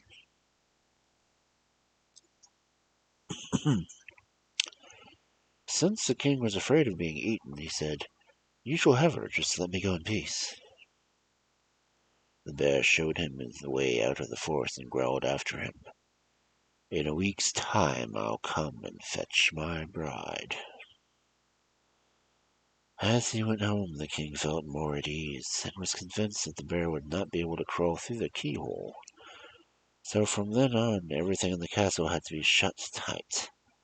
He ordered all the gates to be locked and the drawbridges to be lifted, and told his daughter not to worry, but just to be on the safe side and to protect his daughter from the bear bridegroom. He gave her a little room under the pinnacle high in the castle. She was to hide there until the week was over. Early on the 7th morning, however, when everyone was still asleep, a splendid coach drawn by 6 horses came driving up to the castle. It was surrounded by numerous knights clad in gold, and as soon as the coach was in front, the drawbridges dropped by themselves, and the locks sprung open without keys. The coach drove into the courtyard, and a young, handsome prince stepped out. When the king was awakened by the noise and looked out the window, he saw the prince was already fetched his oldest daughter from the locked room, and was lifting her into his coach. He could just call after her, "Farewell, my maiden dear. You're off to wed a bear." She waved to him with her little white handkerchief from the coach, and they sped off to the magic forest as if the coach were harnessed to the wind. The king felt very bad about giving his daughter to a bear, as one does. It was so sad that he and the queen wept for 3 days. But on the 4th day he had done all enough weeping and realized that he could change what had happened, and went down into the courtyard. There he found a chest made of smooth wood, which was very difficult to lift. Immediately he remembered what the bear had promised him, so he opened it and found 100 pounds of the glimmering and glistening gold. When the king saw the gold, he felt consoled. He acquired cities and kingdoms and began leading his former life of luxury once more. Soon after, he was obliged to mortgage everything again, and he retreated to the castle in the forest, and had nothing to eat but potatoes. Yet the king still had a falcon, and one day the king went hunting with it, and went out to the field to get something better to eat. The falcon soared high into the sky and flew in the direction of the dark magic forest, which the king no longer dared enter. Right after the falcon flew into the woods, an eagle shot out in pursuing the falcon, which returned to the king, who tried to fend off the eagle with his spear. But the eagle grabbed the spear and broke it like a reed. Then the eagle crushed the falcon with one claw and dug into the king's shoulder with the other. "Why have you disturbed my kingdom of the sky?" the eagle cried out. "Either you give me your second daughter for my wife, or you shall die." "All right," the king said. "You shall have my second daughter, but what will you give me for her?" 200 pounds of gold, the eagle said. "In 7 weeks I will come to fetch her." Then the eagle let him go and flew off into the forest. The king felt bad about having also sold his second daughter to a wild beast, and didn't dare tell her anything about it.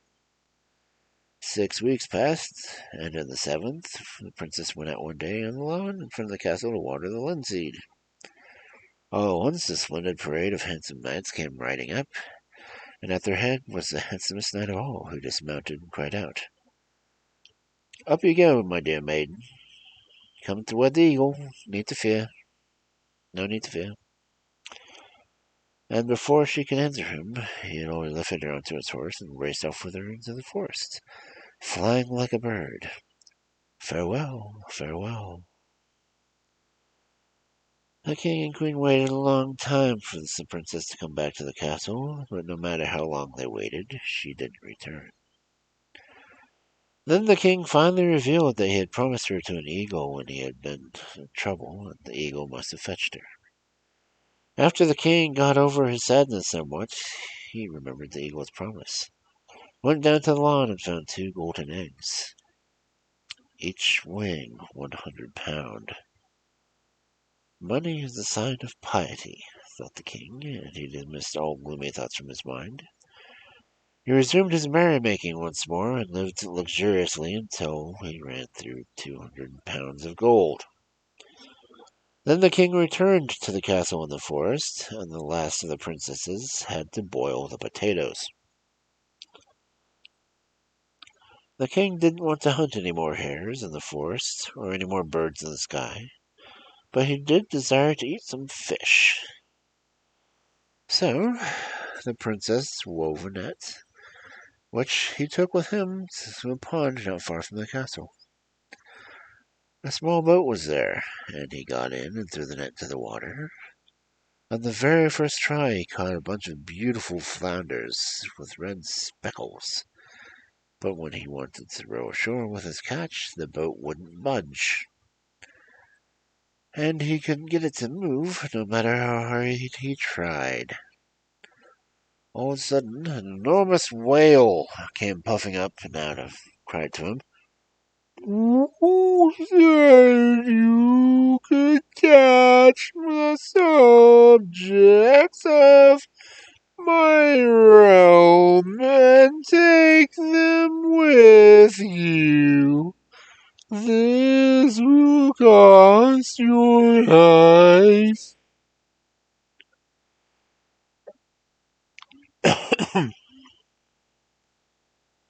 As the whale said this, he opened his jaws as if he were able to swallow the king and the little boat as well. When the king saw his terrible jaws, he completely lost his courage and pissed himself, and cried out he had a third daughter. "Spare my life," he cried out, "and you shall have my third daughter." "That's fine with me," roared the whale. "I'll also give you something for her. I don't have gold. That's not good enough for me. But the floor of my sea is plastered with precious pearls. I'll give you 3 sacks of them. In the 7th month I'll come and fetch my bride."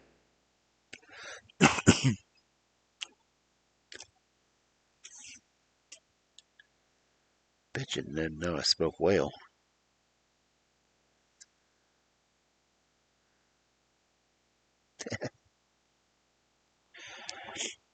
And then he dived down into the water, while the king rowed ashore and brought the flounders home. Yet, when they were baked, he refused to eat any of them. And when he looked at his daughter, the only one left that he had, the most beautiful and loveliest of all, he felt 1,000 knives were clutching his heart. 6 months passed, and the queen and the princess didn't know what was wrong with the king, for he didn't smile once during that time. In the 7th month, the princess was in the courtyard in front, and a man made well and drew a glass of water. Suddenly, a coach with 6 white horses and men clad entirely in silver came driving up. The prince stepped out of the coach, and he was more handsome than any of the other princes she had ever seen in her life. He asked her for a glass of water, which she handed to him. He embraced her and lifted her into the coach. Then they drove back through the gates, over the field, and toward the pond. "Farewell, you maiden dear. You're bound to wed the whale down there." The queen stood at the window and watched the coach as it moved off in the distance. When she was unable to find her daughter, her heart was saddened. And she called her and looked for her everywhere, but the daughter was nowhere to be seen or heard. When the queen was certain the princess could not be found, she began to weep, and now the king revealed to her that the whale must have fetched their daughter, for he had been forced to promise their daughter to him. Indeed, that was the reason he had been so sad. The king wanted to comfort his wife and told her about the great treasure they would get now for the princess. However, the queen didn't want to hear anything about it, and said her only child was more dear to her than all the treasures of the world. During the time that the whale prince had taken off the princess, His servants had carried 3 tremendous sacks to the castle, which the king found at the door. When he opened them, he found they were full of big, beautiful, and precious pearls, just as large as the fattest peas imaginable. All of a sudden, he was rich again, and richer than he had ever been before. He reacquired his cities and castles, but this time he didn't resume his luxurious ways of living. Instead, he became quiet and thrifty. Whenever he thought about what had happened to his 3 dear daughters with the wild beasts, and perhaps they had already been eaten up, he lost all zest for his life.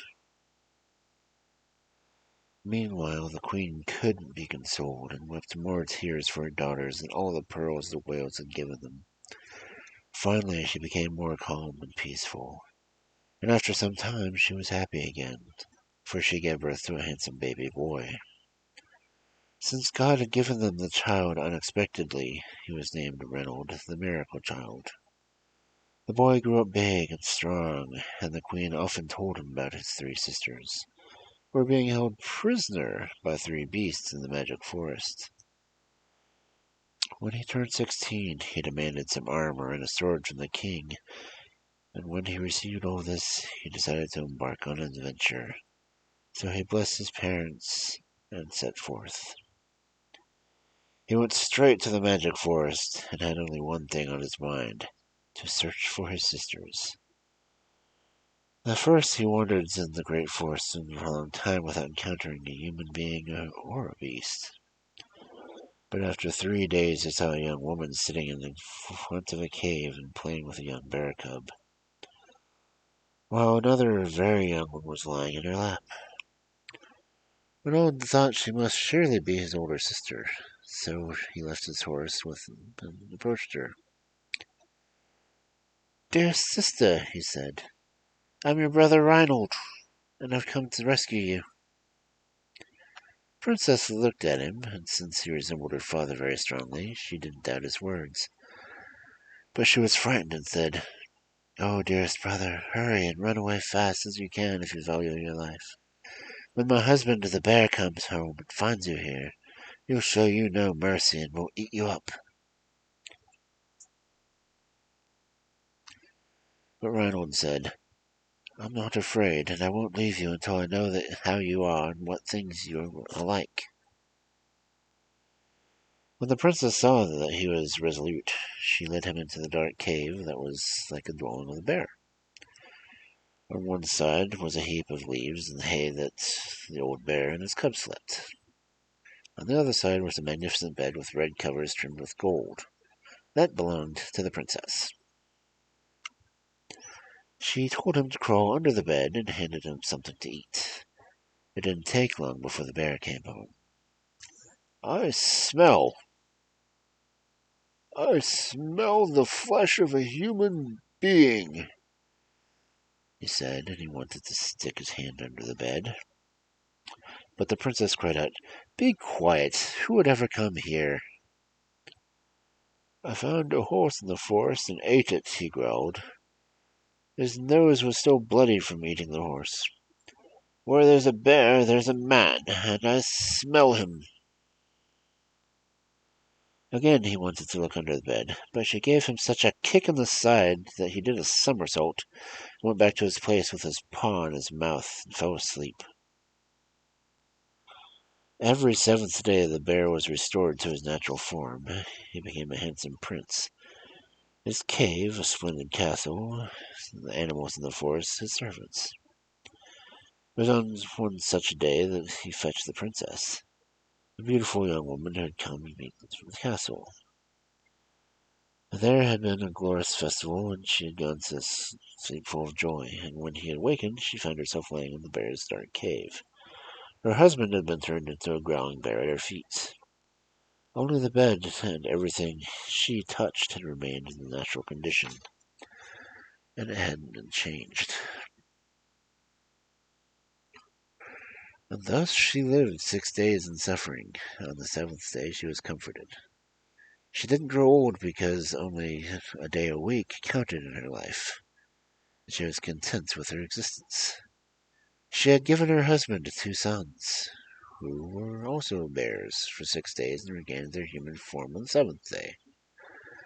She stuffed their straw bed with the most delicious food all the time, including cake and fruit, and they lived off this food for an entire week. Moreover, the bear obeyed her and did whatever she wanted. When Reinhold woke, he lay in a silken bed. Servants waited on him and dressed him in the finest clothes, and for his visit fell right on the 7th day. The sister entered with her 2 handsome princes and his brother-in-law Bear. They were glad about his arrival. Everything was magnificent and glorious, and the entire day was filled with pleasurable and joyous things. But in the evening, the princess said, "Dear brother, now it is time for you to depart. At daybreak, my husband will become a bear again. If he finds you here tomorrow, he won't be able to control his natural instincts, and he will eat you up." When the bear prince came and gave the 3 bear hairs and said, "Whenever you're in trouble, just rub these hairs and I'll come to your aid."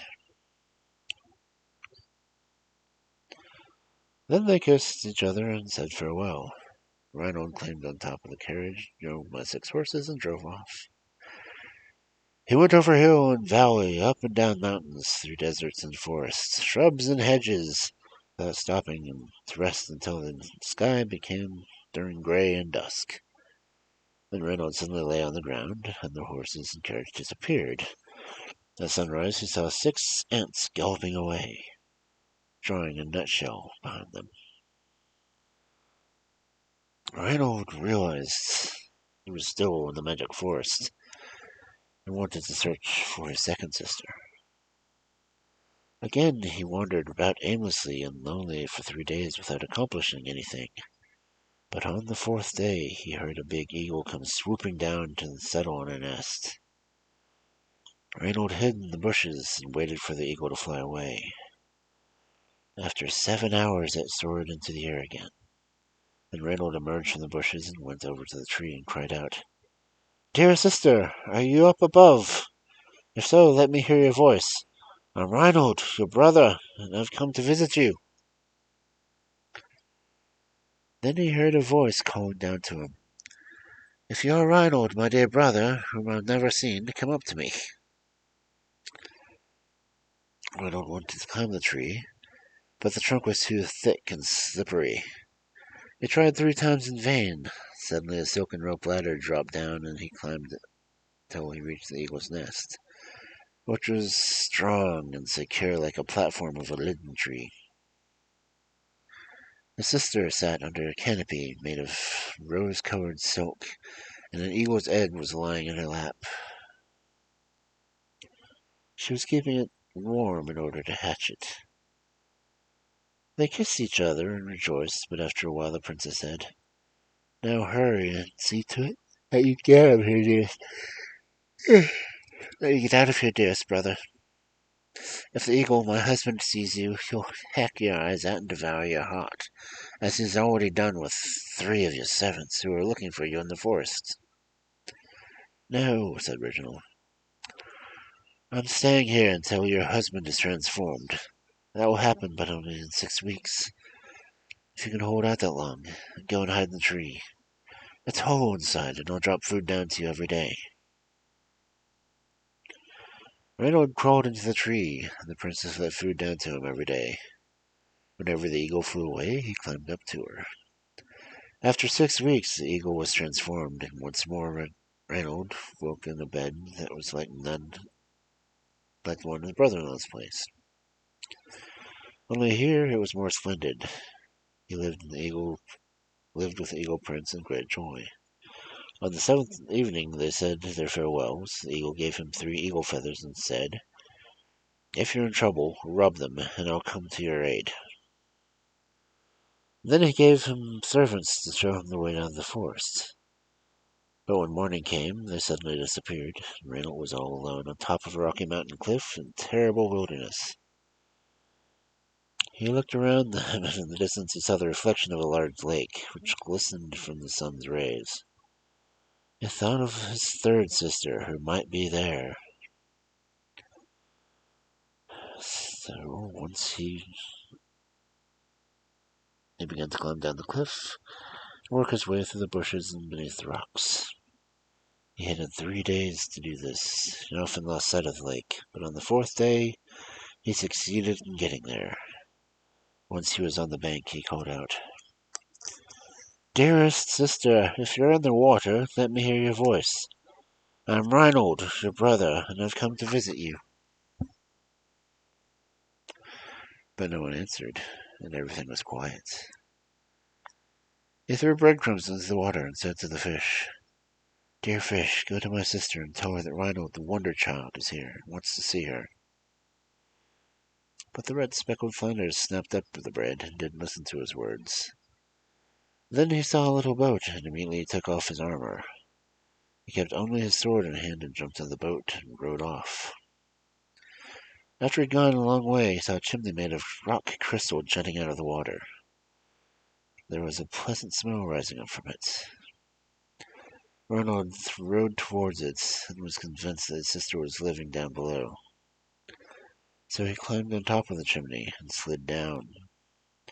The princess was greatly startled when she suddenly saw a pair of wriggling legs followed by shortly by a whole man, who identified himself as her brother. She rejoiced with all her heart, but then she turned sad and said, "The whale has heard that you've wanted to visit, and he's declared that if you come while he's a whale, he won't be able to control his desire to eat you up. Moreover, he'll break my crystal house, and I'll also perish in the flood of water. Can't you hide me until the time comes when the magic loses power?" "Oh no, how can I do that? Don't you see the walls are all made out of crystal? You'll see through them." Nevertheless, she thought and thought, and finally she remembered the room where the wood was kept. She arranged the woods in such a careful way that no one could see anything from the outside, and it was there that she hid the Wonder Child. Soon after, the whale came, and the princess trembled like an aspen leaf. He swam around the crystal house a few times, and when he saw a little piece of Reynolds' clothing sticking out of the wood, he beat his tail, snorted ferociously, as if he'd seen more. He would surely have destroyed the house. He came once a day and swam around until the magic stopped in the 7th month. Suddenly, Reynold found himself in a castle right in the middle of the island, and the castle was surpassed even the splendor of the eagle's castle. Now he lived with his brother and sister and brother-in-law for a whole month in the lap of luxury. When the time was over, the whale gave him 3 scales and said, "When you're in trouble, rub them, and I'll come to your aid." The whale brought him to the bank, where his armor was still lying on the ground. The Wonder Child moved around in the wilderness for 7 more days, and slept 7 nights under the open skies. Then he caught sight of a castle with a steel gate that had a mighty lock on it. The front of the gate was a black bull with flashing eyes. It was guarding the entrance, and Reynold attacked it. He gave the bull a powerful blow to the neck, but the neck was made of steel, and the sword broke as if it were glass. He tried to use his lance, but it broke like a piece of straw. The bull grabbed him by its horns and threw him in the air so that he caught branches of a tree. In his desperation, Reynold remembered the 3 bear's hairs and rubbed them in his hand. All at once the bear appeared and fought with the bull. He tore the bull to pieces, but a bird came out of the bull's stomach and flew high into the air and rushed off. Reynold rubbed the 3 eagle's feathers. Suddenly the mighty eagle came flying through the air and pursued the bird, which flew directly at the pond. The eagle dived at the bird and mangled it, but Reynolds saw that the bird dropped a golden egg into the water. Now he rubbed the 3 fish scales in his hand, and immediately the whale came swimming up, swallowed the egg, and spat it out onto the shore. Reynolds picked it up and cracked it open with a stone. There he found a little key that fit the steel gate. As soon as he touched the gate with the key, the gate sprang open by itself, and he entered. All of the bars and all the other doors slid off by themselves as they went through 7 doors and 7 splendid and brightly lit rooms. In the last room, a maiden was lying asleep on a bed. She was so beautiful that he was completely dazzled by her. He sought to wake her, but it was in vain. Her sleep was so deep that she seemed to be dead. In his rage, he struck a black slate standing next to the bed. At that very moment, the maiden woke, but fell right back to sleep. Now he took the slate and threw it into the stone before it so that it shattered into 1,000 pieces. No sooner did this happen, the maiden opened her eyes wide. The magic spell was broken. She turned out to be the sister of Ronald's 3 brother-in-laws, because she had rejected the love of a godless sorcerer. He had sentenced her to a death-like sleep and changed her brothers into animals. They were to remain that way so long as the black slate remained untouched. Ronald led the maiden out of the castle, and as they passed through the gates, his brother-in-laws came riding up in 3 different directions. They had been released from the magic spell, and with them came their wives and children. Indeed, the eagle's bride had hatched the egg and carried a beautiful baby girl in her arms. Now all of them had traveled to the old king and queen. The miracle child brought his 3 sisters home. Soon he married the beautiful maiden, and the wedding provided great joy and pleasure to everyone. Now that the cats run home, my tale is done.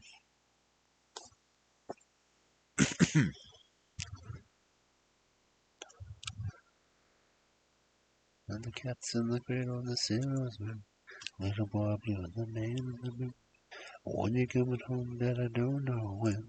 We'll get together then. You know, we'll have a good time then.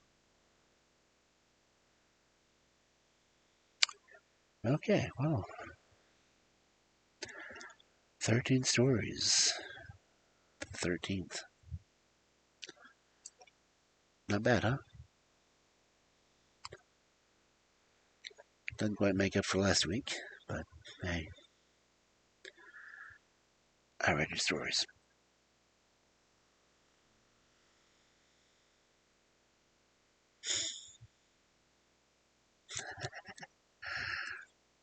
Anyway, Cubs. It's been a really long week. I'm personally thinking about taking a nap, or actually going to bed.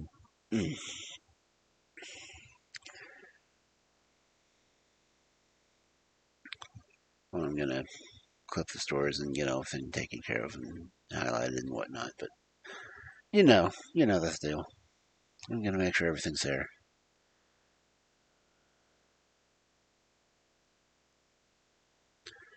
Who's on?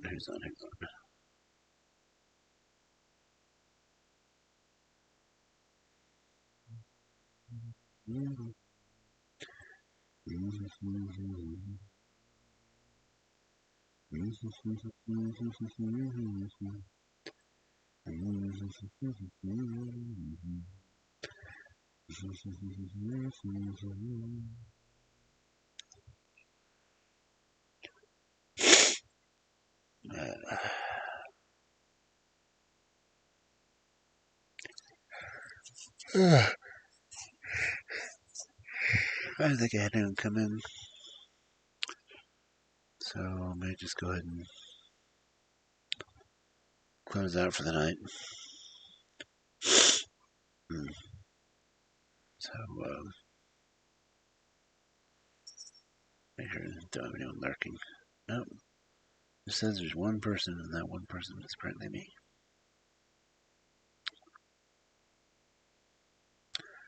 So, my percentage is messed up again. Hello?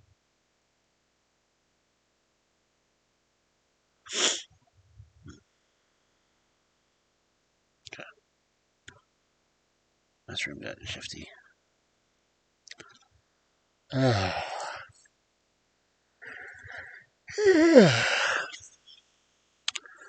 think I'm just going to go ahead and call it night, Cubs. At least for the streaming portion of the night. So,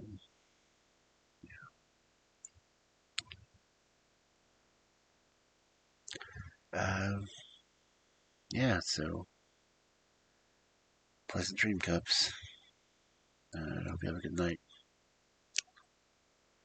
No.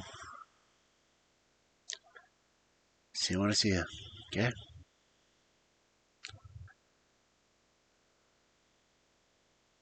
Sweet dreams, darlings. Get some good sleep. Tomorrow will be better, hopefully. Good night.